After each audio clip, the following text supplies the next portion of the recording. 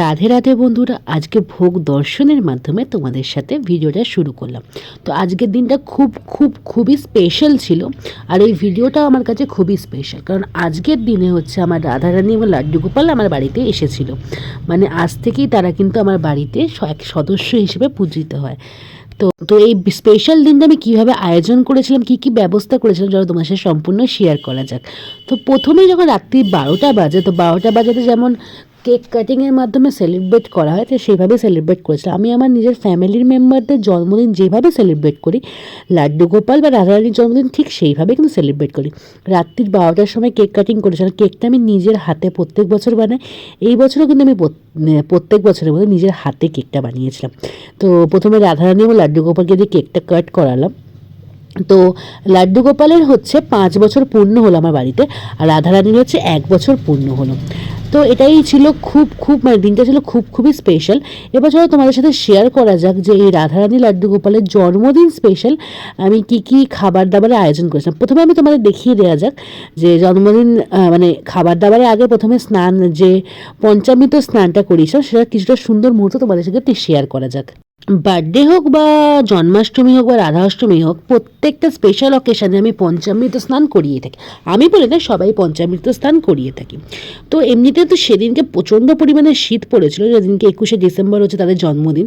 তো প্রচণ্ড পরিমাণে শীত পড়েছিল, তাই জন্য সকাল সকাল ভেবেছিলাম স্নান করবো, কিন্তু সকালবেলা এত শীত লাগছিলো, ভাবছিলাম একটু বেলাটা পড়ুক, তারপরে স্নানটা করি, তারপরে পুজোটা দেবো। তো একটু যখন বেলাটা পড়লো, তো জল তো গরম অবভিয়াসলি করে রেখেছিলাম।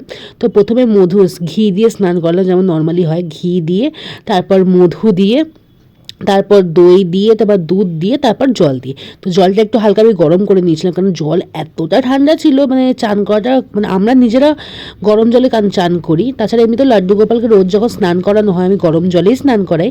তাই জন্য সেদিনকেও বেশ দুধটা একটু ঠান্ডা ছিল, তাও আমার খুব লাগছিলো, কারণ ঠান্ডাটা সেদিনকে বড্ড বেশি পড়েছিল। তো এই পঞ্চামৃত স্নানটা করানোর পর, এবারে পঞ্চামৃত স্নানটা খুব তাড়াতাড়ি আমি করেছি। তাড়াতাড়ি মানে হচ্ছে অনেকটা সময় নিয়ে যে করাই, সেটা সময় নিয়ে করানি, খুব তাড়াতাড়ি করেছি, কারণ প্রচণ্ড পরিমাণে ঠান্ডা, বুঝতেই পারছিলাম খুবই মানে কষ্ট হবে এটা বেশ ঠান্ডার মধ্যে। তো তাড়াতাড়ি করে পঞ্চামৃত স্নান করানোর পর আমি কিন্তু মানে ভোগের জন্য বসিয়ে দিয়েছিলাম। তো চলো এবার তোমাদের সাথে শেয়ার করা যায় যে লাড্ডু গোপালকে আমি, মানে এরা লাড্ডু গোপাল এবং রাধারানীর জন্য নিজের হাতে কী ভোগের আয়োজন করেছিলাম। তো আমি আর মা মেয়েরা দুজন মিলে কিন্তু ভোগের আয়োজন করেছিলাম। তো চলো এবার কথা না বাড়ি, তোমাদেরকে শেয়ার করা যাক দুপুরবেলা আমরা কী আয়োজন করেছিলাম তাদের জন্য। তো চলো এবার দুপুরবেলা কী করেছিলাম চলো তোমার সাথে শেয়ার করা যাক। ছিল ভাত, তার সাথে ছিল 5 রকমের ভাজা। 5 রকমের ভাজার মধ্যে ছিল আলু ভাজা, বেগুন ভাজা, ঢেঁড়স ভাজা, কপি ভাজা, শিম ভাজা, আর ছিল কিন্তু গন্ধরাজ লেবু। ছিল পায়েস, ডাল, ভেজ মানে মিক্স ভেজ ডাল, ফুলকপি রোস্ট, ধোকার ডালনা, আলু ফুলকপি পনির দিয়ে তরকারি, কচুর তরকারি, চাটনি, পাঁপড়, মিষ্টি আর দই, আর ছিল চকলেট, ফুটি। তো দুপুরবেলা ভোগ দিয়েই আমরা কিন্তু তারা তরজলি রেডি হয়ে গেছিলাম, কারণ আমাদের একটা স্পেশাল আয়োজনের ব্যবস্থা করার কথা ছিল, মানে স্পেশাল কিছু করার ব্যবস্থা ছিল। একদম ফটাফট আমরা লুচি বানিয়ে নিয়েছিলাম, লুচি আর আলুর দম, যেটা আমরা সবাই এবারে জন্মদিন উপলক্ষে আমাদের প্রথমেই বললাম যে আমার ইচ্ছা ছিল যে সবাইকে আমি মানে গোপালের যে প্রসাদ সেটা আমি সবাইকে দেবো। তো সেই মতো আমি মন্দির, স্টেশন সব জায়গায় চলে গেছিলাম, যাতে গোপালের সেই ভোগটা আমি সবার সাথে শেয়ার করতে পারি, সবাই যেন সেই ভোগটা গ্রহণ করতে পারে। তো প্রথমে ভেবেছিলাম এই ভিডিও তোমার সাথে শেয়ার করবো না এই ব্যাপারটা, তাও ভাবলাম যে শেয়ার না করলে আমি আমার মনের ফিলিংসটা তোমার সাথে শেয়ার করছি। মানে এই মুহূর্তটা আমার কাছে খুবই স্পেশাল, আর আমার সত্যিই খুব ভালো লাগে তাদের সাথে এই মানে আনন্দগুলো ভাগ করে নিতে। গোপালের জন্য 5 বছরের জন্মদিন উপলক্ষে আমরা প্যাকেট তৈরি করে দিচ্ছি। তো এখন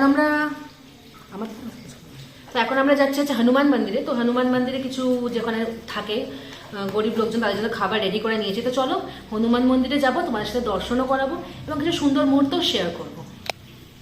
এটা ছিল আলুর দম, যেটা আমি সবাইকে দিয়েছিলাম। এটাই কিন্তু ছিল আমাদের গোপালের ভোগের আলুর দম।